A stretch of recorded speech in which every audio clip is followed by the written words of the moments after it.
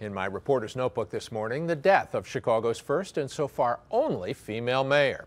It's difficult now to describe the mind-bending impact of Jane Byrne's victory in 1979 over the then seemingly invincible Chicago political machine. I was a reporter for the Sun-Times at the time. Like many of my colleagues, I enjoyed covering Byrne's campaign. She was funny, she was smart, she knew how to have a good time.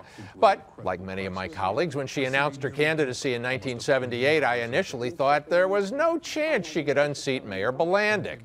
But then on New Year's Eve, it began to snow, and it didn't stop until a few days before the February 1979 primary election.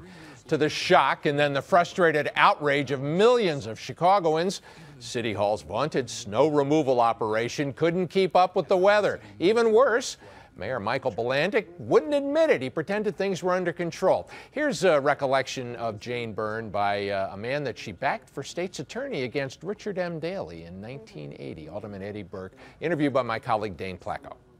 I think that her efforts to begin the international terminal at O'Hare Field, the many initiatives she began with Navy Pier and Chicago Fest and Taste all contributed to making Chicago the Chicago that it is today. It was an exciting time, wasn't it? Absolutely. There was never a dull moment when Jane was around. And she was also seen as sort of a reform candidate when she first came in. Tell me about that. Well, sometimes reform is in the eyes of the beholder, isn't it?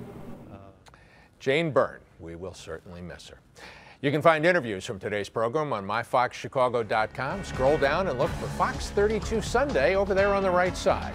Stay tuned for Fox News Sunday. That's next. And come back to Fox 32 News at 9 p.m. We'll be covering all week long the installation of Chicago's 9th Archbishop, Blaise Supich.